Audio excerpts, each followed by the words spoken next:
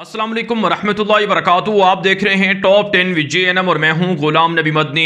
दुनिया भर से आज की 10 बड़ी और इंतहाई अहम खबरें जिन पर आज हम बात कर रहे हैं। नाज़रीन किराम, आज 7 दिसंबर 2020 है और आज दिन है पीर का। ये टॉप 10 विद JNM का शाम का बुलेटिन है। खबरों का सिलसिला शुरू कर लेते हैं। जो आज की पहली बड़ी खबर है ये भारत से है। नाज़रीन किराम, भारत ने चाइना और पाकिस्तान के खिलाफ जदीद जंगी हथियारों के तजर्बात शुरू कर रखे हैं। एक तरफ से भारत की जानिब से जदीद मिसाइलों के तजर्बात किए जा रहे हैं, दूसरी तरफ से भारत दुनिया भर से जदीद असलहा भी खरीद रहा है। अब भारतीय मीडिया की रिपोर्टों के मुताबिक भारत ने जदीद मशीन गनें हासिल कर ली हैं जिससे बासानी चाइना को और पाकिस्तान को टारगेट किया जा सकता है। आप जानते हैं नाज़रीन किराम, चाइना भारत के खिलाफ जदीद खुफिया टेक्नोलॉजी इस्तेमाल कर रहा है। पाकिस्तान भी भारत के खिलाफ तुर्की से ड्रोन टेक्नोलॉजी हासिल करके इस्तेमाल कर रहा है जिससे भारत परेशान है। और अब भारत अमेरिका से, रूस से, इसराइल से जदीद जंगी टेक्नोलॉजी हासिल कर रहा है। इसके अलावा नाज़रीन किराम, भारत के अंदर किसानों की तहरीक उरूज पर है और कल पूरे भारत को जाम किया जाएगा, बंद किया जाएगा और लाखों किसान इस वक्त मुख्तलिफ शहरों के अंदर, रियासतों के अंदर बाकायदा तैयारियां मुकम्मल कर चुके हैं। ना सिर्फ भारत के अंदर बल्कि दुनिया भर में कल किसानों के हक में मुजाहरे किए जाएंगे। सबसे ज़्यादा टारगेट पंजाब के, रियासत पंजाब के जो लोग हैं उनको किया जा रहा है और सिखों को किया जा रहा है। इसलिए दुनिया भर के अंदर खालिस्तान तहरीक से वाबस्ता लोग भी इस किसानों की तहरीक का हिस्सा हैं। यही वजह नाज़रीन किराम, भारतीय मीडिया और खुफिया इदारे रिपोर्टें जारी कर रहे हैं कि दरअसल किसानों की तहरीक के पीछे और खालिस्तान की तहरीक के पीछे पाकिस्तान की एजेंसी ISI है और पाकिस्तान की फ़ौज खालिस्तान की तहरीक को सपोर्ट कर रही है। हालांकि दुनिया भर के अंदर किसानों की और सिखों की जो खालिस्तान की तहरीक है इसे दुनिया भर के जमहूरी ममालिक की जानिब से हिमायत हासिल है और जल्द खालिस्तान वजूद में आएगा और इसका बाकायदा जो तैयारियां हैं और जो इसके लिए जो मनसूबाबंदी है वो तैयार है। यही वजह नाज़रीन किराम, कनाडा की जानिब से और दीगर मुल्कों की जानिब से भारत की शदीद मजम्मत की जा रही है। जबकि मोदी दहशतगर्द की जानिब से कहा गया है कि चूँकि भारत को तब्दील करना ज़रूरी है, नए भारत को बनाने के लिए ज़रूरी है कि कवानीन को तब्दील किया जाए। पुराने कवानीन के ज़रिए से भारत की तरक्की मुमकिन नहीं है। इसलिए किसानों के साथ कोई मुज़ाकरात नहीं होंगे, कोई डील नहीं होगी। किसानों के ख़िलाफ़ बनाए गए कवानीन को वापस नहीं लिया जाएगा। इससे वाज़ेह होता है कि मुसलमानों के ख़िलाफ़ बनाए गए कवानीन भी वापस नहीं होंगे। ऐसे में किसानों को, सिखों को और मुसलमानों को चाहिए कि वो मुश्तरका तौर पर दिल्ली की पार्लियामेंट का घेराव करें और मोदी के जो रिहाइश गाह है उसका घेराव करें और वहाँ पर अब तशद्दुद करना पड़े तो असलहा भी उठाएं और भारत की मोदी दहशतगर्द हुकूमत का तख्ता बज़ोर ताकत उलट दें। और ये बहुत ज़रूरी हो चुका है। आगे बढ़े नाज़रीन किराम, जो आज की दूसरी बड़ी खबर है ये नाज़रीन किराम मकबूजा कश्मीर से है। ताज़ा तरीन रिपोर्ट सामने आ रही हैं कि मकबूजा कश्मीर के अंदर भारत की गासिब दरिंदा फौज निहत्ते शहरियों पर हमले कर रही है। बिडगाम का इलाका है जहां पर पहले कश्मीरियों के घरों को जलाया गया। अब वहां से कश्मीरियों को नोटिस जारी किए जा रहे हैं कि वो अपने घरों को छोड़ दें वरना बारूद लगाकर उनके घरों को उड़ा दिया जाएगा, जला दिया जाएगा। जबकि नाज़रीन किराम इतलात ये भी सामने आ रही हैं कि जिस तरह से फ़लस्तीनियों के जैतून के बागात को इसराइल की गासिब दरिंदा फौज काटती है, तबाह करती है, बिल्कुल इसी तरह से मकबूजा कश्मीर के शहरियों के, किसानों के जो खेत के बागात हैं, जो खेत हैं या बागात हैं, सेब के बागात हैं, एप्पल्स के बागात हैं, उनको भारत की फ़ौज काट रही है। बीजेपी के गुंडे लोगों पर तशद्दुद कर रहे हैं। यही नहीं नाज़रीन किराम, मकबूजा कश्मीर के अंदर रोज़ाना की बुनियाद पर निहत्ते कश्मीरियों को गिरफ़्तार भी किया जाता है। आज भी दिल्ली के अंदर 3 मज़ीद कश्मीरी नौजवानों को गिरफ़्तार कर लिया गया है। यही वजह है कश्मीरी कैदी और जो जेलों के अंदर कश्मीर के लोग कैद हैं उस हवाले से आल हुर्रियत पार्टीज़ कॉन्फ्रेंस की जानिब से शदीद मजम्मत की गई है और दुनिया से मुतालबा किया गया है कि भारत के मज़ालिम का नोटिस लिया जाए और भारत को दरिंदगी से रोका जाए। जबकि नाज़रीन किराम मुजाहिदीन के हमले भी जारी हैं। ताज़ा कार्रवाई के मुताबिक 2 भारतीय फौजी मुजाहिदीन के हमले में ज़ख्मी हो चुके हैं। आगे बढ़े नाज़रीन किराम, जो आज की तीसरी बड़ी खबर है ये भारत और चीन के ताल्लुकात के हवाले से है। नाज़रीन किराम ताज़ा रिपोर्ट सामने आ रही हैं कि भारत की खुफिया एजेंसियों ने चाइना के खिलाफ इल्ज़ाम लगाया है कि बर्मा से मिलने वाली भारत की सरहद पर जो अलहदगी पसंद हैं, शिद्दत पसंद हैं, चाइना उनको सपोर्ट कर رہا ہے۔ ناظرین کرام، اس سے پہلے ہم آپ کو بتا چکے ہیں کہ بھارت کی مشرقی ریاستوں میں علیحدگی پسندوں کے رابطے چائنا کے ساتھ ہیں اور وہ چائنا سے مدد لے کر بھارت پر مسلسل حملہ بھی کر رہے ہیں۔ ماؤ نواز علیحدگی پسند ہوں یا نکسالی تحریک کے لوگ ہوں یا پھر دیگر تنظیموں سے وابستہ لوگ ہوں، وہ براہ راست بھارتی فوج پر بڑے بڑے حملے کر رہے ہیں۔ اب بھارتی حکومت نے اور بھارتی فوج نے، خفیہ اداروں نے اس بات کو تسلیم کیا ہے کہ میانمار کے ساتھ ملنے والی، برما کے ساتھ ملنے والی بھارتی سرحد پر علیحدگی پسندوں کو چائنا سپورٹ کر رہا ہے، اور یہی ناظرین کرام ہماری وہ خبریں ہیں جن کے بارے میں ہم آپ کو بتاتے ہیں کہ آنے والے دنوں میں یقیناً ان خبروں کی روشنی میں جو منظرنامہ ہے اس کو دیکھا جا سکتا ہے کہ بھارت کی 7 مشرقی ریاستیں بھی آزاد ہوں گی اور لداخ بھی آزاد ہوگا، اور اسی طرح سے مقبوضہ کشمیر بھی جلد آزاد ہو جائے گا۔ جبکہ ناظرین کرام بھارت اور چین کے درمیان تجارتی تعلقات بھی پہلی مرتبہ کشیدگی کی طرف ہیں اور تجارتی تعلقات میں بھی بڑی کمی واقع ہوئی ہے۔ چائنا نے بھارت کو رواں سال تقریباً $60 ارب کے لگ بھگ اشیاء بھیجی ہیں، جبکہ بھارت سے تقریباً $20 ارب کے لگ بھگ اشیاء امپورٹ کی ہیں۔ اس کا واضح مطلب یہ ہے کہ 10 سے 15% کمی واقع ہوئی ہے، اور اس میں جو تجارتی خسارہ ہے وہ بھارت کا زیادہ ہے۔ آپ جانتے ہیں بھارت چین کے خلاف پابندیاں لگانے کے دعوے کرتا ہے، لیکن حقیقت یہ ہے $60 ارب معمولی رقم نہیں ہے۔ بھارت نے $60 ارب کی چیزیں چائنا سے خریدی ہیں، جس کا دوسرے لفظ میں مطلب یہ ہے کہ بھارت چائنا کے بغیر زندہ نہیں رہ سکتا ہے۔ جو کچھ عوام کو بتایا جاتا ہے وہ جھوٹ ہے اور بیوقوف بنانے کے مترادف ہے۔ اس کے علاوہ ناظرین کرام چائنا کی تجارت آسٹریلیا کے ساتھ بھی ڈاؤن ہوئی ہے، اور اسی طرح سے امریکہ کے ساتھ بھی خسارہ ہوا ہے اور ڈاؤن ہوئی ہے۔ معاشی پابندیوں کی وجہ سے دونوں ملکوں کے درمیان تعلقات کشیدہ ہیں۔ آگے بڑھے ناظرین کرام، جو آج کی چوتھی بڑی خبر ہے یہ افغانستان کے معاملات کے حوالے سے ہے۔ ناظرین کرام، تازہ رپورٹ سامنے آ رہی ہیں کہ افغانستان کے اندر طالبان اور کابل فوج میں جھڑپوں کا سلسلہ جاری ہے۔ صوبہ نیمروز کے اندر، صوبہ ہرات کے اندر، صوبہ قندھار کے اندر طالبان نے بڑے بڑے حملے کیے ہیں۔ آج صوبہ قندھار کے اندر NDSA جو وہاں کی خفیہ انٹیلیجنس ایجنسی ہے اس کے دفتر کو بھی طالبان نے اڑا دیے ہیں، جس میں 30 سے زائد لوگ مارے گئے ہیں اور کئی بڑے بڑے کمانڈر بھی ہلاک ہوئے ہیں۔ طالبان کا دعویٰ ہے کہ مختلف صوبوں میں کارروائیوں کے دوران آج 11 ٹینک تباہ کر دیے گئے ہیں، جبکہ 40 سے زائد کابل فوجی ہلاک ہوئے ہیں۔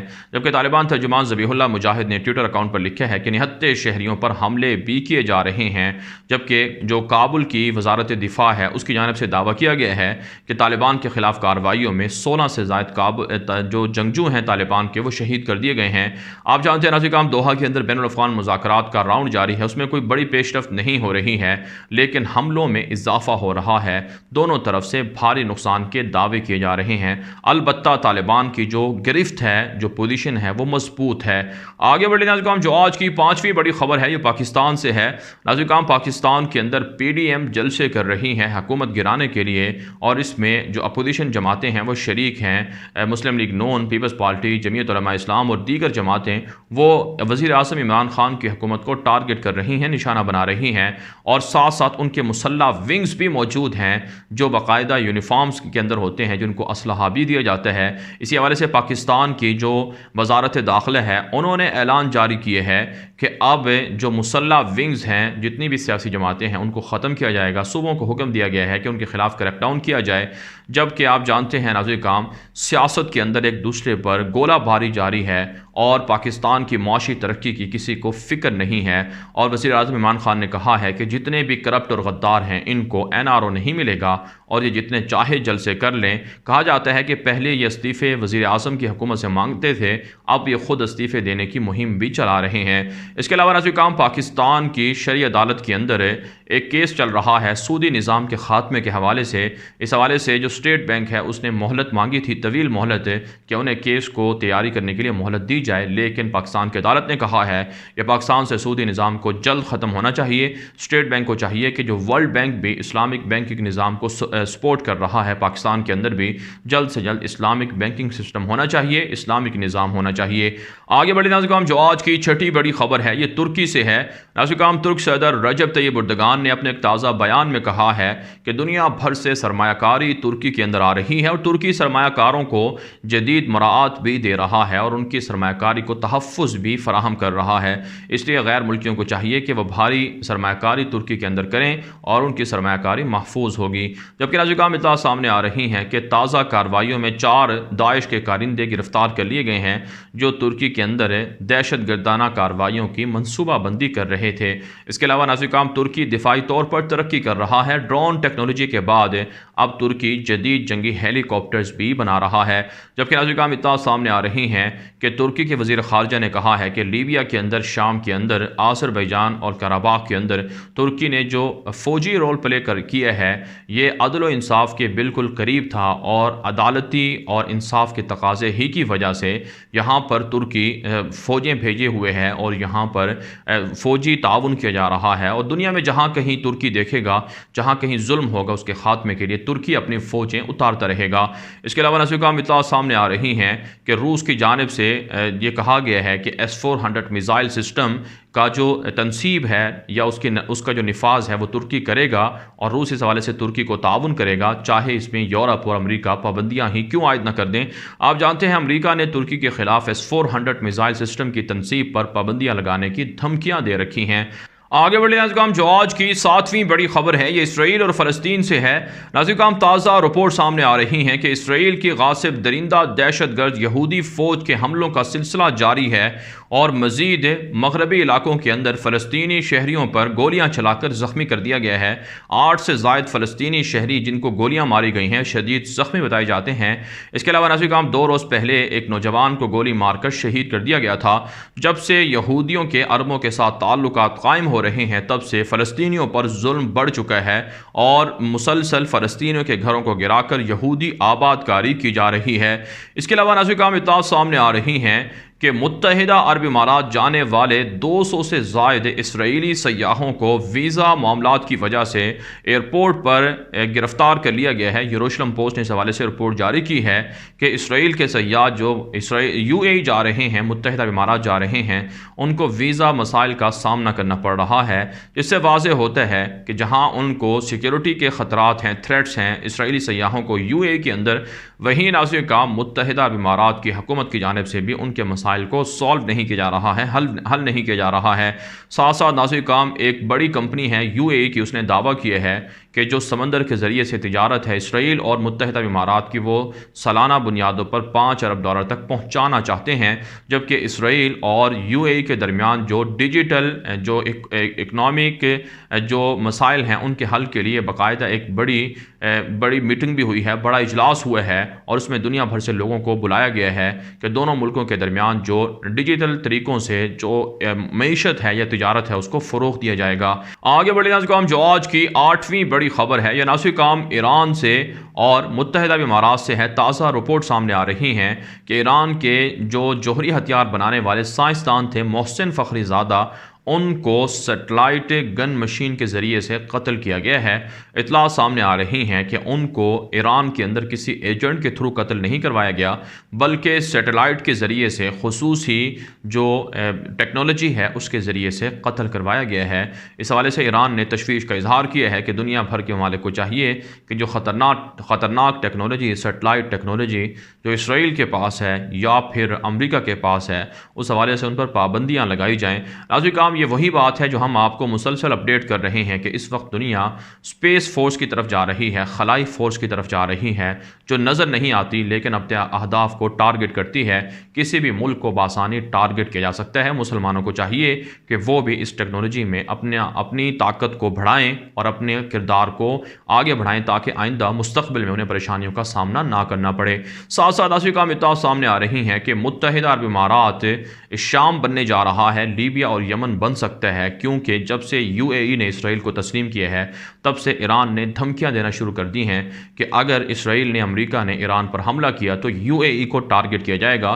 اس حوالے سے ماہرین دعویٰ کر رہے ہیں کہ UAE کا کردار آنے والے دنوں میں شام، لیبیا اور یمن کی طرح اور عراق کی طرح ہوتا ہوا نظر آ رہا ہے۔ آگے بڑھے ناظرین، جو آج کی 8ویں بڑی خبر ہے یہ عراق سے اور مصر سے ہے۔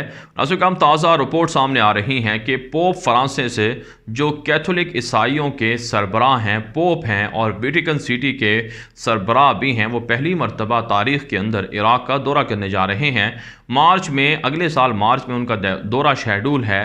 عراق کے اندر وہ عیسائی جو وہاں سے ہجرت کر چکے ہیں یا جو عیسائی بچے ہوئے ہیں ان سے ملاقاتیں کریں گے اور بغداد کا، اربیل کا اور دیگر بڑے شہروں کا دورہ کر کے امن کا درس دیں گے۔ ویٹیکن سٹی کی جانب سے یہ رپورٹ جاری ہوئی ہے۔